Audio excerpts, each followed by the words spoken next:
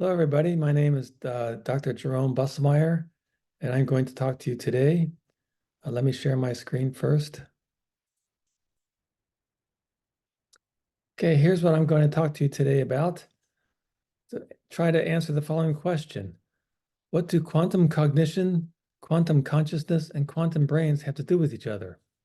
This is a talk I plan to give later this month at the Science of Consciousness meeting in Tucson, Arizona.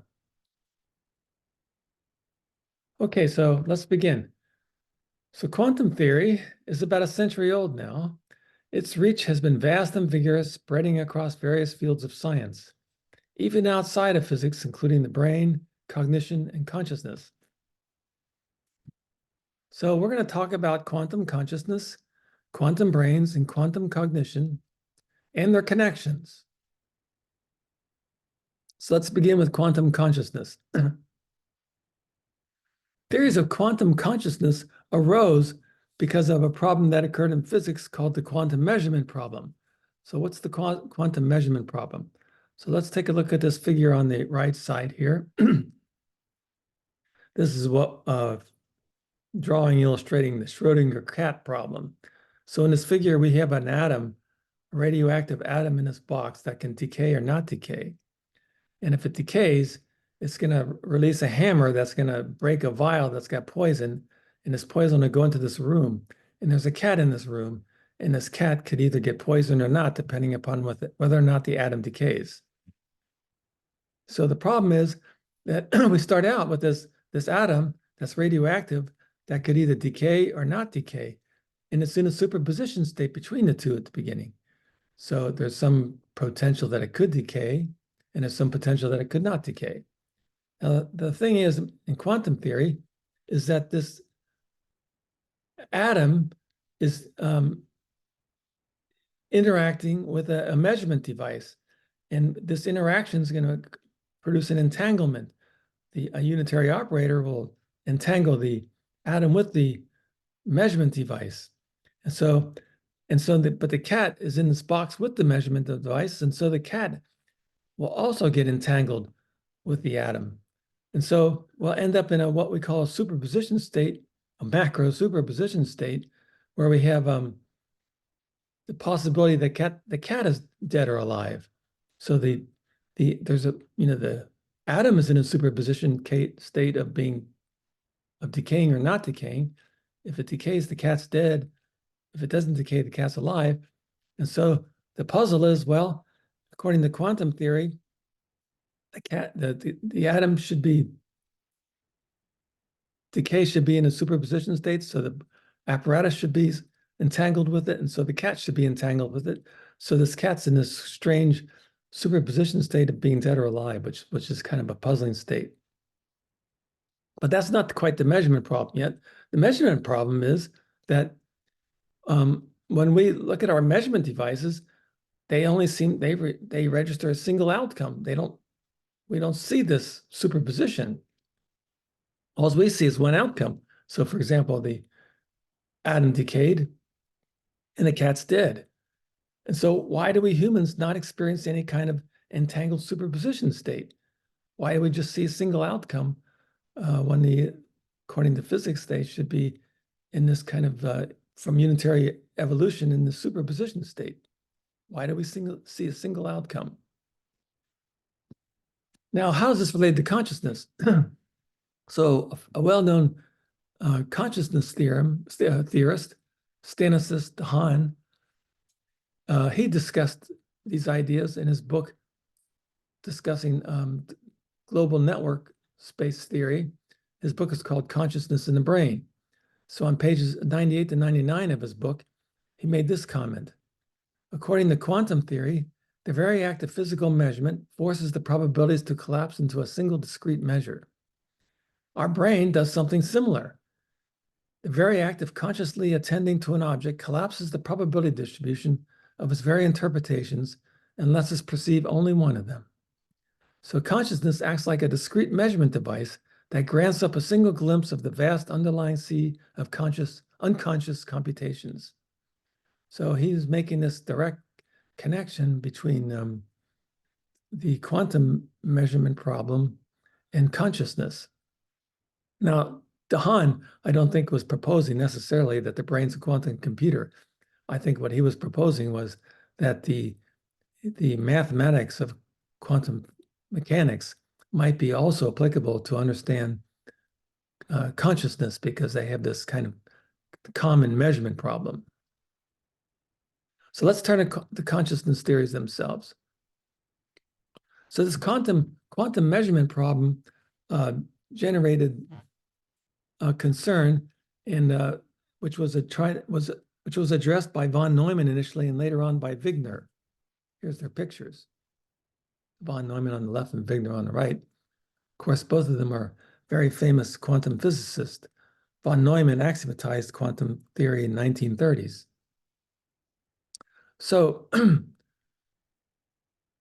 so what they argued was, well, like we were discussing with the Schrödinger cat paradox, the system that we're studying, like this radioactive atom and the measurement device, are both quantum mechanical. Even the brain is quantum mechanical. And so they all become entangled in the superposition state. So where does this entanglement stop?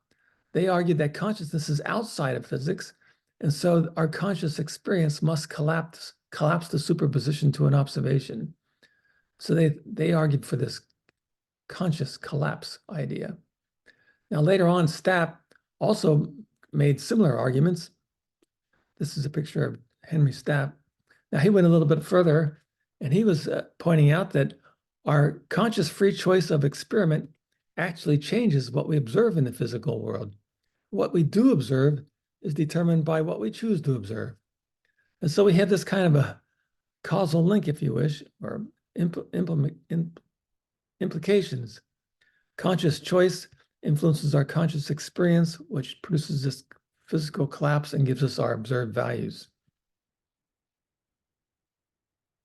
Now, more recently, Chalmers and McQueen also pursued this idea of conscious collapse. There's a picture of David Chalmers. He's a kind of a rock star in the field of consciousness studies. So, by the way, David Chalmers graduated from Indiana University working with Doug Hofstadter.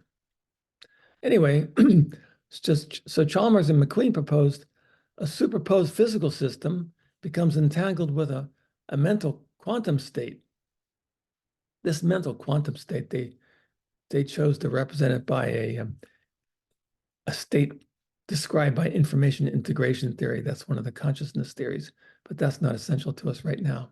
Anyway, so they suppose that the superposed physical state, like your radioactive atom, becomes entangled with a mental quantum state, different possible perceptions of the outcome of the experiment. And the quantum mental state then decoheres to a particular outcome. And then that then gets correlated with the physical outcome and selects out the physical outcome. So we have in this theory that a superposed physical state gets entangled with a superposed conscious state, and the conscious state decoherence produces the observed correlated physical value in this theory. So those are some ideas about quantum consciousness that arose from the quantum measurement problem. So now let's turn to the issue of quantum brains. This is the idea that the brain is some kind of quantum computer, or quantum physical operations occur in the brain that are important for consciousness. Now, the quantum brain theories also face a major problem that's called the decoherence problem. This is the same problem that quantum computers face. So for quantum computation, it's important to have this coherent entangled superposition state. These are needed for, important computations in quantum computers, and that would also be important for important computations in a cognitive system. So this is an example of a Bell state, but this is an entangled state, coherent entangled state, where the first property is not true and the second property is true, or the first property is true and the second property is not true, and we're superposed between these two entangled states. We're superposed between these two combinations to produce this entangled state. Anyway, so this entangled state like this is important for computations, and it's a coherent state when it's in a superposition state. But the brain is this really wet, noisy environment. So like quantum computers, they have to be isolated from the environment in very cold environments to isolate them from noise from the outside world so that the states remain in a coherent superposition. If they're interacting with the environment too much, the noise from the environment will decohere the states. Well, the brain is this wet, noisy environment. And so it's been argued that it will rapidly decohere into classical states. And so, within very, very, very short period of time, the coherent state will decohere into these classical, separated individual states. And so this decoherence might be too fast.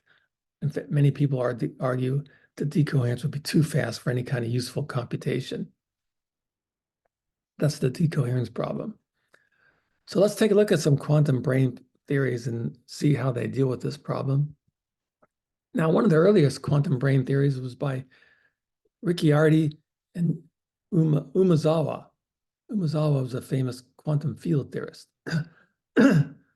Umezawa's ideas were later followed up by Carl Pribram right here, a famous neurosurgeon, Stanford, Japanese neuroscientist Jibu and physicist Yasu, and mathematical physicist Viciello and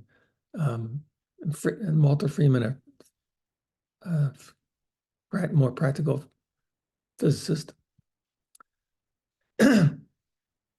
Anyway, they proposed, so Umezawa basically proposed using quantum field theory to describe classical brain states with a particular emphasis on modeling memory. And they argue that the quantum field theory is very efficient and useful for describing the emergence of classical brain activity. So what they're proposing here is using the mathematics, as far as I can see, they're proposing using just the mathematics of quantum field theory to explain maybe the electromagnetic fields in the brain. So they're maybe continuing to think that the brain is doing computations by some classical electromagnetic fields, but these computations can be efficiently and usefully described by quantum field theory. Now, Beck and Eccles went a little bit further. This is Sir John Eccles, who's a neuroscientist. They propose that quantum mechanics plays an important role in the brain by information transfer at the synaptic cleft, so where the neurons are meeting each other. So the mental states can influence the quantum states. So they have a dualist kind of theory. And the idea was your mental state can influence your quantum state in the physical quantum states in the body soma of the neuron to momentarily increase the probability of release of transmitters at the presynaptic terminal. So they're arguing that these mental states can actually change the quantum states that then change the presynaptic firing rates at a terminal. Now, perhaps a more recent, maybe, and maybe more well-known quantum brain theory is the theory by Penrose and Hameroff. Here's a picture of Penrose on the left and Hameroff on the right. Penrose is, of course, a Nobel Prize winner in physics working on quantum gravity problems. Penrose wrote this famous book, Emperor's New Mind. In that book, he argued that conscious reasoning cannot be described by an algorithmic process like a computer, because he argued on the basis of ideas of Gödel's theorem. Well, Gödel's theorem produces that no algorithmic system can be complete, or else it's inconsistent.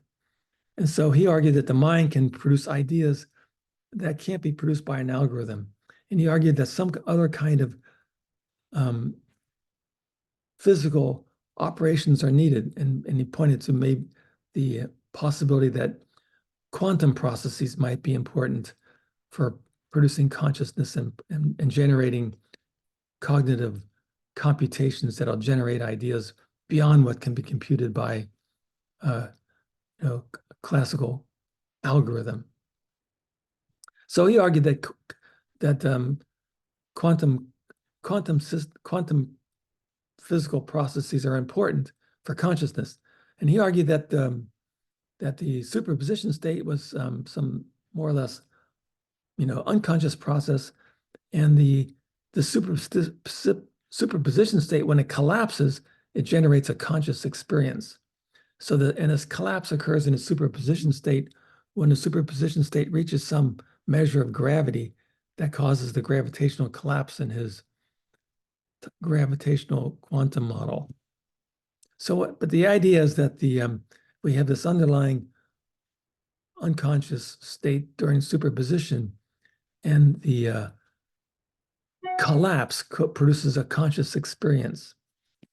Now, when Penrose first proposed this theory, a number of people argue with him that the brain has this decoherence problem. It's wet and noisy, and it's open to environmental influences, and decoherence would be too fast. So that's where Hameroff came into play. Hameroff is an anesthesiologist, and he was studying the effects of anesthesiology, and he discovered that microtubules seem to be playing an important role. Microtubules are structures. Yeah. Sorry, let me go back here again. Yeah, microtubules are structures in the brain that kind of scaffolding, or they're, that keep the formation of the cells, the neurons in the brain. The body of the soma is kind of held in place by these microtubules. But he was pointing out that these microtubules have properties of protecting quantum states for longer period of times than that might be long enough to perform quantum cognitive computations. So he proposed the idea that maybe these quantum computations that Penrose was discussing could be occurring inside microtubules, and they'd be protected from the environment because these microtubules are protected, and they can protect from noise for a long enough period of time before they collapse and produce some meaningful computations. So they argued that these elementary acts of consciousness. So anyway, Penrose initially argued these elementary acts of consciousness are non-algorithmic. Instead, they're gravitation-induced reductions. That's the collapse of a coherent superposition state in the microtubules within the soma. Hameroff's contribution was that these superposition states are in the microtubule within the soma of neurons. And these microtubules are able to protect the superposition states long enough, like around maybe up to 25 milliseconds, from the environment for effective computations. Now, more recently, another brain theory, quantum brain theory, was proposed by Matthew Fisher, this guy right here. So Matthew Fisher is a quantum physicist in the National Academy of Sciences from University of California, Santa Barbara. Anyway, he was interested in studying initially got interested in studying how lithium works for treatment of manic depression. But when he started studying the effects of lithium on the brain for manic depression, he discovered these what are called Posner molecules. And he found that from further research on the science of Posner molecules, that these Posner molecules occur in the presynaptic neurons, and they contain phosphate ions that can serve as entangled qubits. And these Posner molecules can protect their coherent states against fast decoherence, and they can result in extreme decoherence times. They can protect you from decoherence from times ranging in hours to even days. So he argued that perhaps these Posner molecules presynaptic neurons could perform the quantum computation, and these poser molecules could then stimulate glutamate release and amplify postsynaptic activity.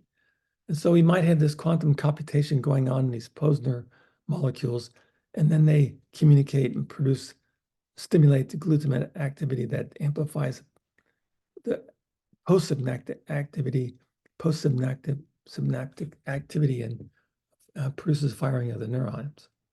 So those are some quantum brain theories. So now let's take a look at quantum cognition.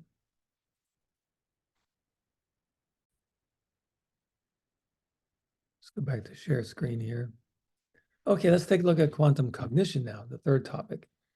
Now, as I mentioned, the first two topics had problems. The quantum consciousness was designed to solve the quantum measurement problem, and the quantum brains had this quantum decoherence problem. And quantum cognition, that's the field that I've been working in, also has a problem. It's the self-measurement problem. Humans are capable of measuring themselves. Now, the measurement operation is an important, like, mathematical operation in our quantum cognition models. And so if people can do self-measurement, then we're not really sure when these measurements occur, and we're not under control of these measurements, like an experimenter in a physics experiment. So, for example, in real life, we do self-measurements when we go fishing. We're feeling the line. We're feeling whether the line gets taut when it's maybe a fish biting on it, and we have to decide for ourselves when to pull up. No experimenter is going to tell us what to do. We have to, measure the line tension by ourselves and decide when to pull up on our own. So that's like a self-measurement decision. Well, in the laboratory, we also can study self-measurements. So, for example, here's a laboratory study problem that we'll be talking about later. It's the Necker cube. Now, the Necker cube is an example of a bistable perception problem. When you stare at this cube, it can change its orientation. It could be like pointing kind of down to the left, or it can be pointing up to the right, and it kind of flips on you over time. And so, some period of time it's down to the left, and then it flips over. It looks like it's pointing up to the right, then it goes back down to the left. And we can ask a person just to spontaneously tell us whenever they see it flipping. So the person just needs to spontaneously measure whether the cube is, pointing down to the left or up to the right. That's a spontaneous type of self-measurement that we can study in the laboratory. Well, anyway, that's the self-measurement problem that we're going to have to deal with. But what's quantum cognition about?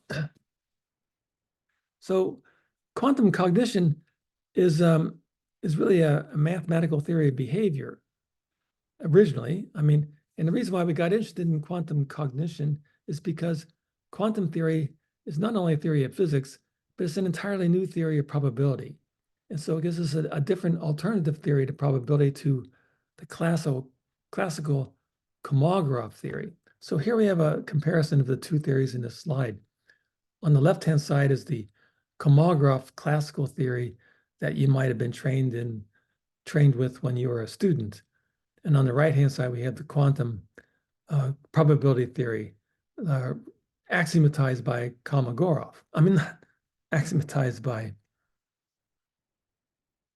von Neumann. So the classical theory was axiomatized by Kolmogorov, and the quantum theory was axiomatized by von Neumann. But the basic idea, we'll just use these figures to illustrate. So the basic idea of classical theory is, when we do some kind of experiment, it can produce some outcomes like these dots. And every possible outcome represents the sample space. So all these dots together represent everything can happen. But in quantum theory, we replace the sample space, like the collection of all these dots, the big set containing all these dots. We replace that sample space with a vector space. So each dimension of the vector space becomes a possible outcome in your experiment.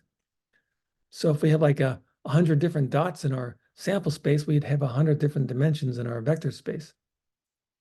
Now, the key thing, I think the key place where quantum and classical theories differ is when we talk about events, the probability of an event. So here we have an event F, that's this red circle, and it contains all these red dots. Well, it contains all kinds of dots, but all the dots in the red circle represent the event F. So in classical theory, an event is a subset of the sample space. So it's a subset. Whereas in quantum theory, an event is a subspace, like a plane that's sitting in the vector space. So this event F, classical theory is a subset, the red one.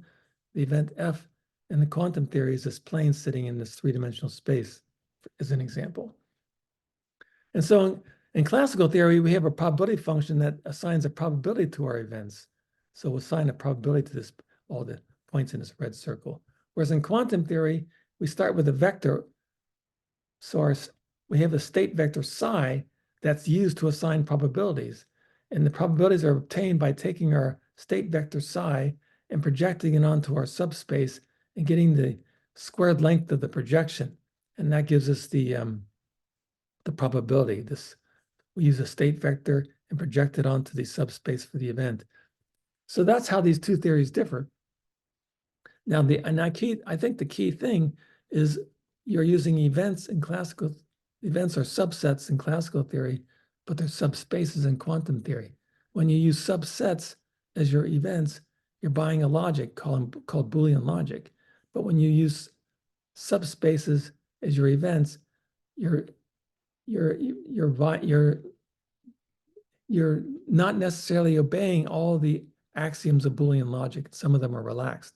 In particular, one of them is non-commutativity. In classical theory, the conjunction of events like F and we have two events, F and BT.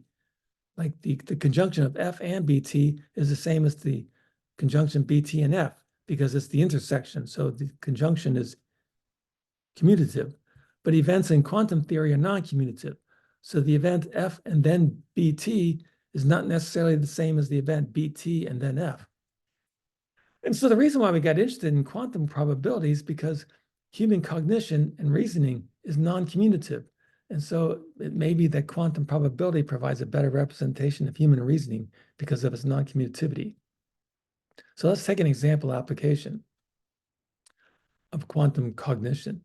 So here's an example phenomena by Tversky and Kahneman.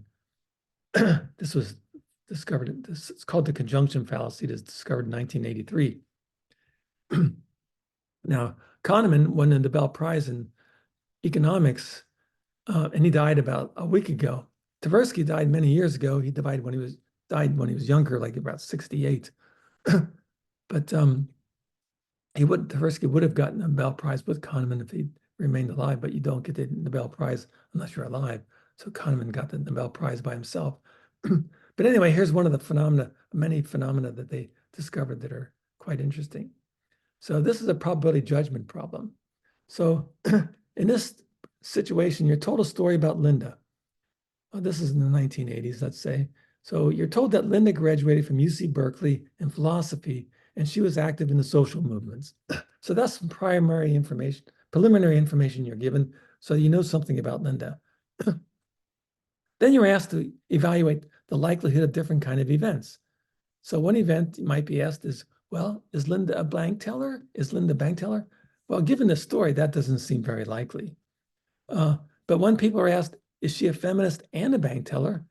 Well, people find this event more likely. So they find feminist and bank teller to be more likely than bank teller.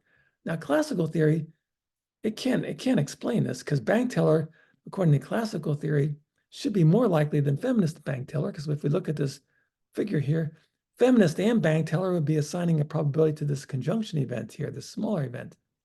Bank teller is this blue line that contains the conjunction. So the blue line contains not only the conjunction points, but other points outside the conjunction. So bank teller has to be assigned a greater probability than bank teller and feminist. The intersection of bank teller and feminist is here. So classical theory fails to explain this conjunction fallacy. So the observed result is the bank teller is less likely than feminist and bank teller. What about quantum theory?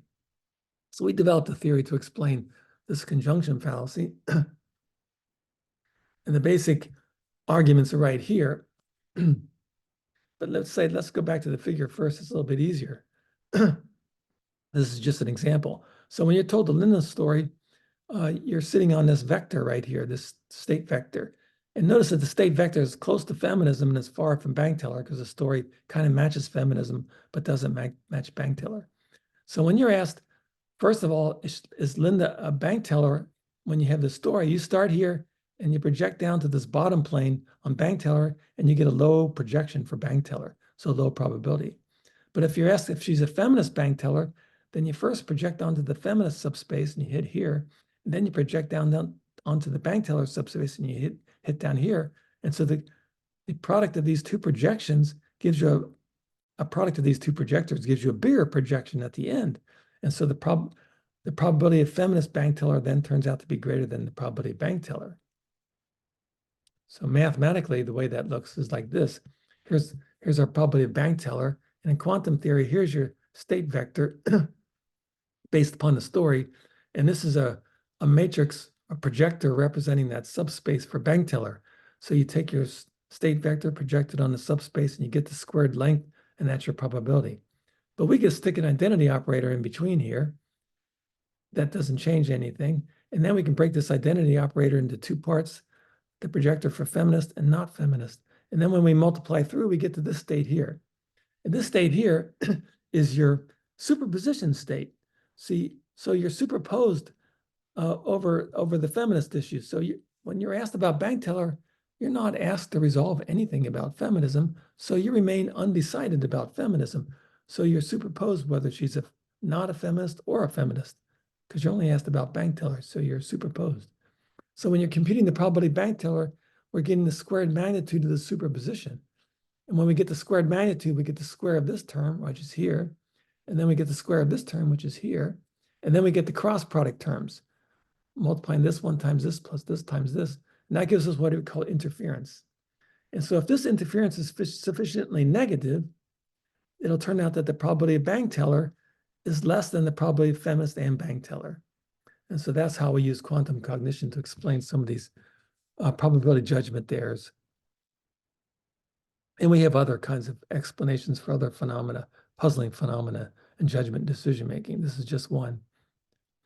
But now our quantum cognition models and quantum theory in general is not only applied to probability theory, but it's also applied to dynamics.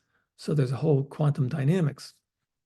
So usually when we talk about probabilistic dynamics, there's two major theories that we might consider. In classical theory, we often use Markov theories. So that's this left-hand side of this table. So Markov theory is a theory that describes the probabilistic dynamics of classical particles, whereas quantum theory is used to describe the probabilistic dynamics of quantum systems.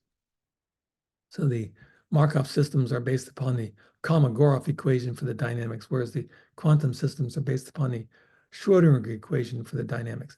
But let's just focus on these two diagrams down here below. So here's the basic ideas of a Markov model. In a Markov model, you're always located precisely someplace at each moment in time. Your location may be jiggling around across time, but you always have a precise location. So Markov models will produce a trajectory.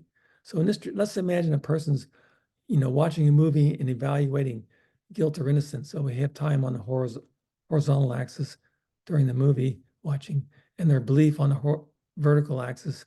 And so they're watching this movie, and maybe the movie is giving evidence their belief is going down, and their belief starts coming up, and it starts going down again. Anyway, but in a Markov model, each moment in time, their belief is located someplace. And so at some point in time, we might measure them and ask them about their belief. Let's say at time 0.4 seconds, we ask them, what do they think? What's their belief about guilt or innocence based on this movie? And so they're located someplace. So when we ask them what their belief is, they're going to just report an existing location. They're just going to report what their existing location is for their belief.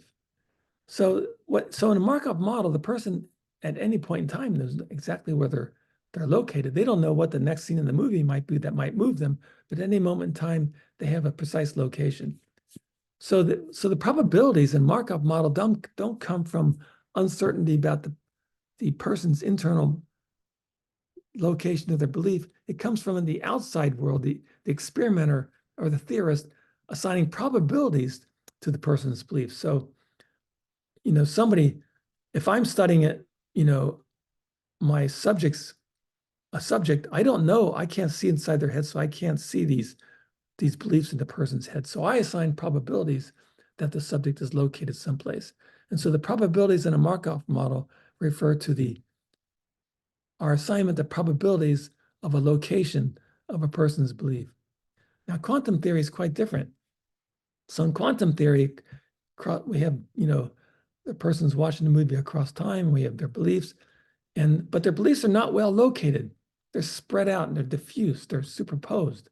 Now, this diagram here is showing, it's designed to illustrate this kind of superposition idea, but actually in quantum theory, the superposition states it's a complex vector, so I can't really show the superposition state, but what I'm showing here perhaps is the probability distribution produced by the superposition state.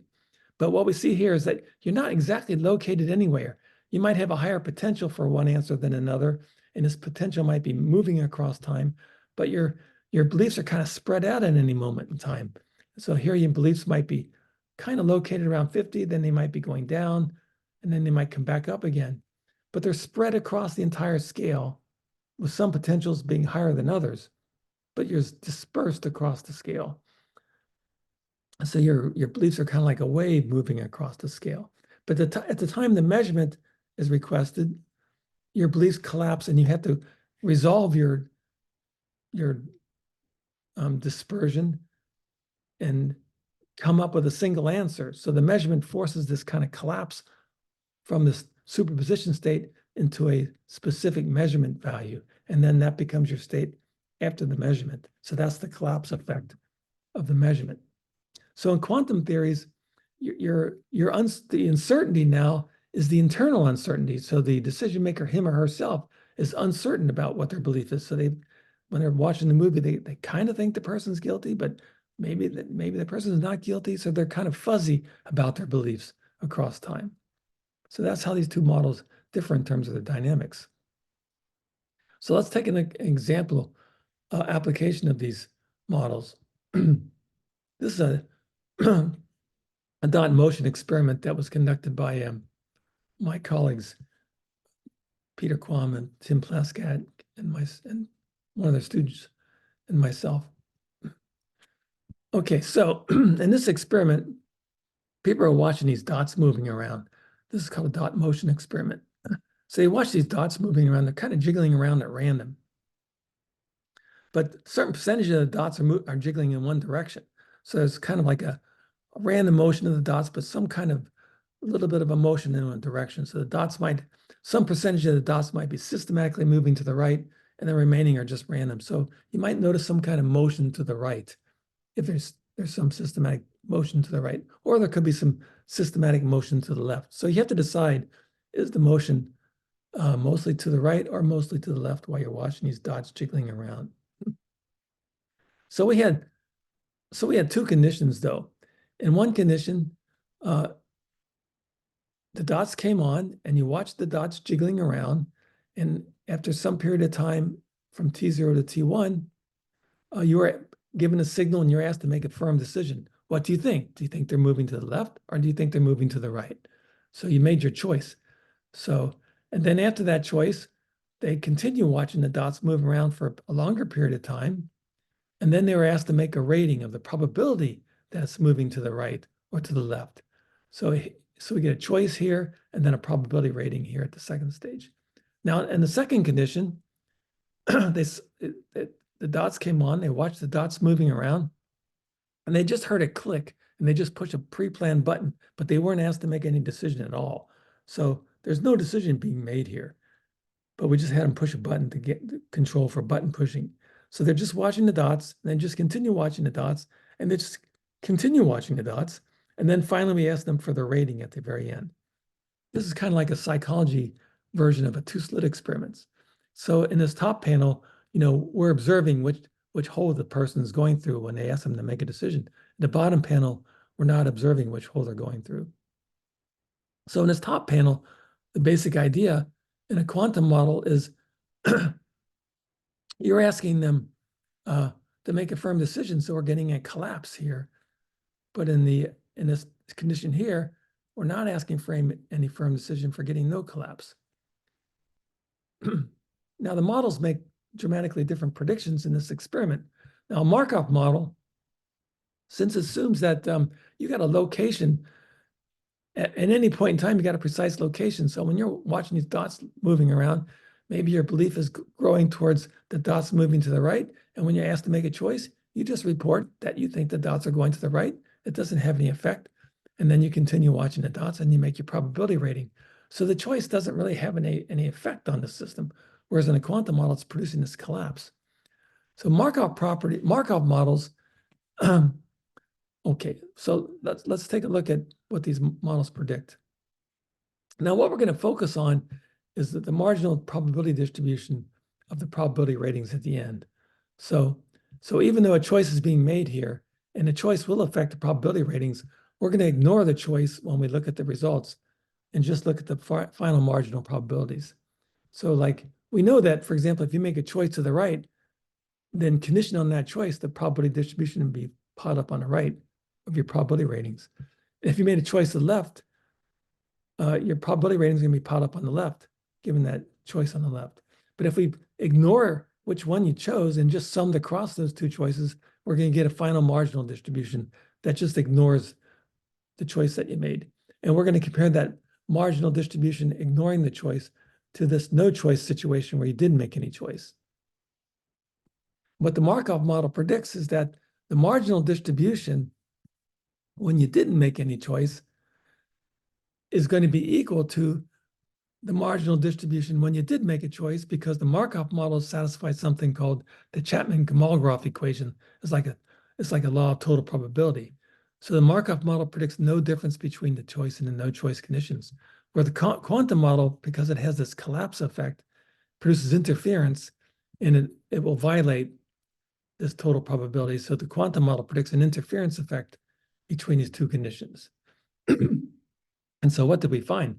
We did find an interference effect contrary to the Markov model. Now, this is one subject, and admittedly, this is one subject that produced a big effect. But here you can see on the horizontal axis, the different probability ratings that are possible. On the vertical axis, we have the relative frequency of those probability ratings. And here we have the choice condition and no choice condition. And you can see there's a big bump here that's produced by the choice condition that doesn't appear in a no choice condition. So we're getting a big interference effect from the choice that's not predicted by the Markov model. So that's an example of application of quantum cognition to dynamic problems. So now let's take a look at some connections between these theories. Back to this screen here. Okay, so let's take a look at some connections between these three kinds of theories. So what are some previous connections between consciousness and cognition that have been made? Well, maybe the first one is by Immanuel Kant. Here's a picture of Immanuel Kant. He's perhaps the first higher order theorist. There's a theory of consciousness called higher order theory, hot theories. Anyway, he might have been the first higher order theorist. What Kant proposed is that our conscious experience of independent objects in the world depends upon our taking up the sensory components of our experience and actively combining them according to certain concepts. So this sensory information we're not really conscious of yet. We have to apply a concept to the sensory information before we become conscious of them. So we can never be aware of unsynthesized intuition. It needs to be synthesized by some kind of conceptual content. So that's a kind of interesting higher order consciousness theory by Kant. Now, Chalmers also in his book, his famous book in 1995 or 1996, maybe it's 95, talked about the main connection between consciousness and cognition. And he said that the primary nexus of the relationship between consciousness and cognition lies in phenomenal judgments. So these phenomenal judgments are judgments about objects of our consciousness. So judgments about what we're consciously experiencing. They're verbal expression, cognitive acts about our consciousness. So let's take a look at where is the brain in quantum cognition. So in quantum cognition, we try to avoid maybe talking about quantum brain theories. We're not really committed. I mean, in our work, we just use the mathematics of quantum theory, and we don't really rely on the quantum brain hypothesis. I mean, I would be happy if the brain is a quantum computer, but our theories don't rely on that. It could be the brain is completely classical, but we're just using the mathematics of quantum theory to describe cognition and decision-making behavior. But anyway, where suppose that the brain is a quantum computer. Where is the brain in quantum cognition? So Hameroff has addressed this in a couple of his papers, and he proposes the following idea. These little boxes here are microtubules, and they can be lined up and have what he calls quantum channels that are channels in different directions.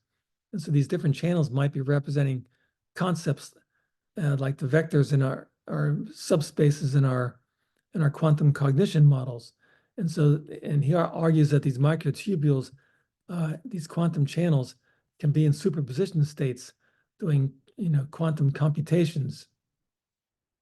And so then when the collapse occurs in the Penrose-Hameroff model, this gravitational collapse occurs, the microtubules come out of their superposition state and land on a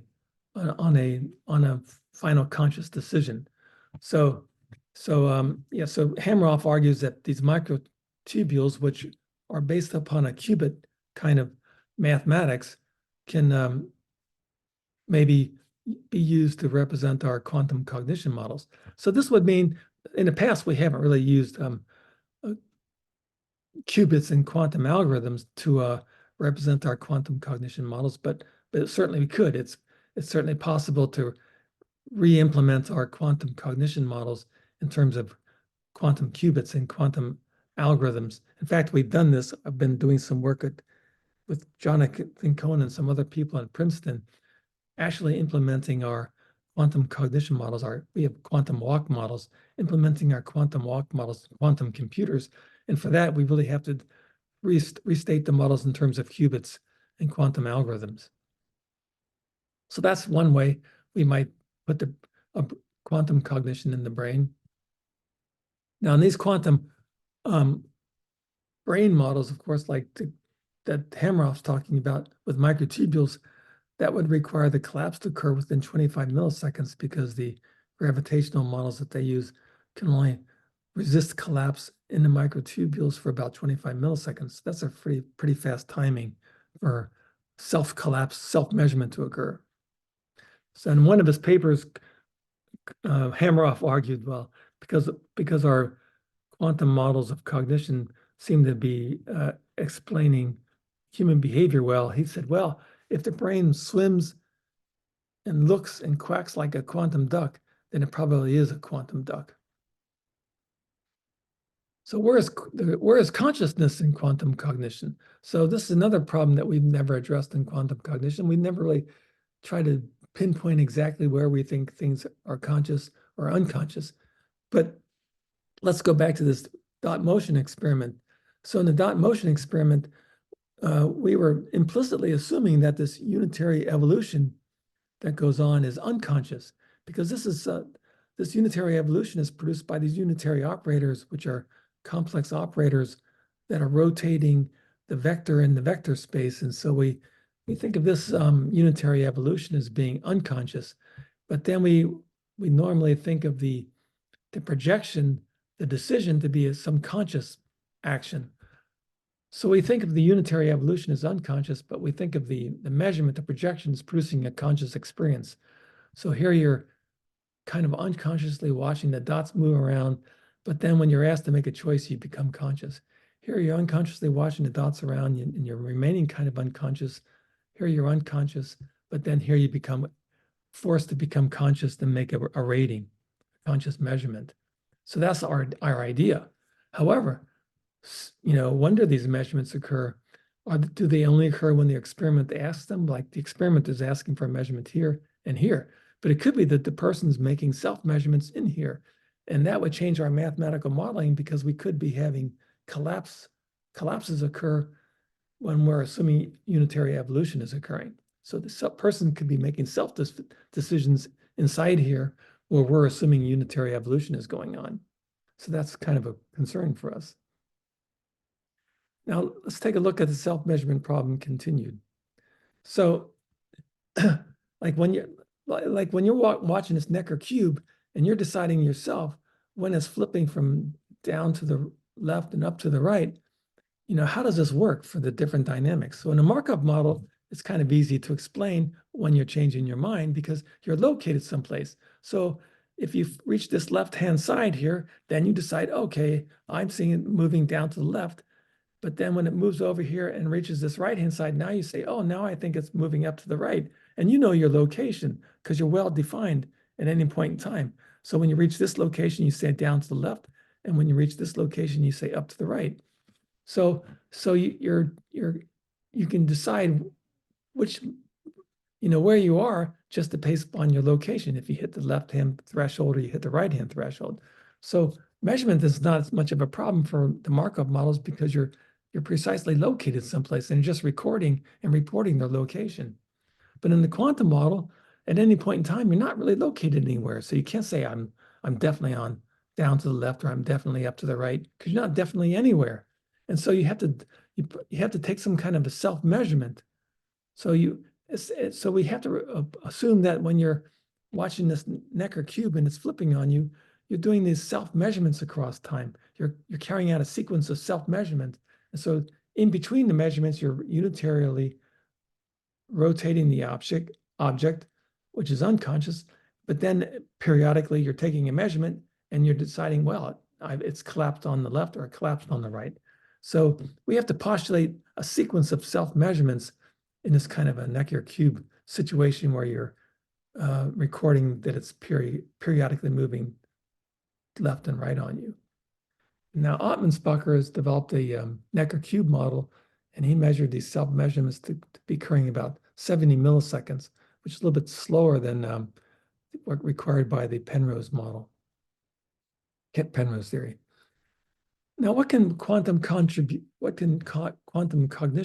contribute to the consciousness? So we might be able to discuss more about the dynamic laws of consciousness. So we can maybe contrast the dynamic laws of consciousness, like the stream of consciousness, if you wish. What's the stream of consciousness look like according to classical theories and according to quantum theory? So like in a Necker cube problem, let's say you're consciously aware of, let's say it's up to the right, and then you're consciously aware it's down to the left, but you're always located someplace. So you got this continuous trajectory across time. And so at each point in time, you're well located in your conscious experience to give you this continuous trajectory, this continuous stream of consciousness. In quantum theory, though, you're not. You have to do these self-measurements. So you're conscious at these blue dots where you did a measurement, but in between the dots, you're unconscious because you're doing your unitary evolution. So you're conscious at the dot, then you're unconscious, then you're conscious at the dot. So it's kind of like frames in a movie. Your consciousness is a series of snapshots and frames in a movie. So that's the kind of picture that we get from the two different theories. So in between, there isn't any trajectory, there isn't any location. There's only locations when the measurement occurs, the self-measurements occur. Now, how can we test these two different conceptions of these dynamics, these stream of consciousness? There's something called the temporal Bell inequality, first proposed by Leggett and Gard. Ottmansbacher and Filk introduced it to the cognitive science literature. So let's say we're looking at this Necker cube. Now let's take a look at the classical theory, what the classical theory predicts. So the classical theory says you have this trajectory across time. Now, if you have this trajectory across time, then at 3 points in time, at 3 different points in time, you're going to be in, one of three, one of two states. So at time one, you're either seeing as up to the right or down to the left. So it's a plus or a minus. Let me stop my screen a second. Let's go back to the screen here. Okay, so so let's take a look at this temporal Bell inequality. So let's go back to the Necker cube example. So according to the classical theory, we have this trajectory across time. The person's got this continuous location across time that produces a trajectory. Now, if that's true, then if we measured the person, well, if we take a look at three different points in time, time one, time two, and time three, the person's got to have a location either up or down at each location in time. So in this first row, this would be the case where the person is passing through up to the right, up to the right, and up to the right at 3 points in time. The second row would be the case where the person happens to pass through up and to the right, up to the right, and down to the left at the 3 points in time. So these are all the possible patterns that could occur as a person's trajectory is passing through time. So the person has to pass through one of these rows across time, according to a classical model. Now, let's suppose we do an experiment where we measure only 2 out of the 3 times. So we can measure time 1 and time 2 and get the person's judgments of those 2 times. We'll call that condition 1. And we can measure the subject at time 2 and time 3 and get the changes at those 2 times. We call that condition 2. And we can measure the person at time 1 and time 3 and get the measurements at those 2 times. That's condition 3. And so what we have in this table then is in this column joint probability is the theoretical probability that the person passes through a row. So we don't, in our experiment, we don't see this theoretical probability. In fact, it might not even exist. If quantum theory is right, it's going to turn out that it doesn't even exist. But anyway, this is, according to classical theory, this column here would be the theoretical probabilities that you pass through one of these rows. Now, condition 1, I'm putting a 0 whenever you're in the same state at time 1 and time 2. So you're in the same state here, plus and plus at time 1 and time 2, we get a 0. You're the same state here on the second row, time 1 and time 2, we get a 0. But here in the third row, you're in the plus and minus, so you're at different states at time 1 and time 2, so I'm putting a 1. So a 1 indicates that you've changed states from time 1 to time 2. Now here, a 1 here indicates that you've changed states from time 2 to time 3. So here, from time 2 to time 3, you got a 1 because you changed states. Here, this time 2 to time 3, you were in the same state, so we put a 0. So we got a 1 here in time 2 to time 3 whenever you change states. And here we have the change states from time 1 to time 3. So we get a 0 here because time 1 and time 3 are the same. Here we have a 1 because time 1 and time 3 are different. So we have the changes from time 1 and time 3 in this third row. Now, what you notice is that whenever you get a change in time 3, in condition 3, like from time 1 to time 3, there's a corresponding change either in time 2 to time 3 or time 1 to time 2. So here, this change matches time 2 to time 3. This change here matches time 1 to time 3. This change here from time 1 to time 3 matches time 1 time 2.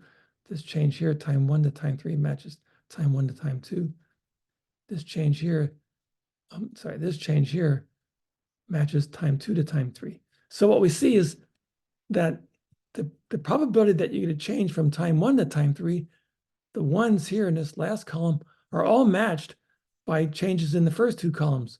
So the probability of a change from time 1 to time 3 has to be less than the probability of a change from time 1 to time 2 plus the probability of change to time 2 and time 3. So if we did this experiment and measured these 3 conditions, the probability of a change from this column has to be less than the total probabilities of changes from these 2 columns.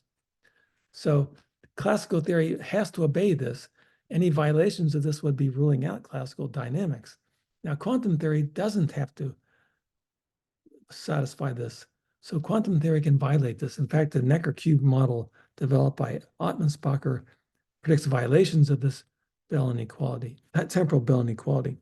Now, experiments have been done, a couple of experiments, but they're preliminary, and a couple of these experiments have found violations of this temporal bell inequality. So this suggests that this picture produced by the classical trajectory is not right, and maybe that would mean we need a quantum model to describe our flow of consciousness, our stream of consciousness. Now, it doesn't necessarily mean it, because we might be able to build some other kind of non-classical model, but violations of the temporal bell at least rule out the classical model and maybe suggest the need for a quantum model. The last thing I'll talk about is the quantum Zeno effect. So the quantum Zeno effect refers to the effect of decreasing the time between measurements. So when we're looking at this Necker cube, we can experimentally ask for measurements and ask for them repeatedly, and we could ask for them infrequently or frequently. And so what's the effect of measurement on the frequency that the perception of the orientation changes? And so what the Markov model predicts is that as you increase the frequency of measurement, you're going to speed up the change in your conscious state. So it just increases the probability that you'll see a change. But the quantum model predicts this collapse effect, and this collapse effect will keep the perception where it was before and slow down the rate of change.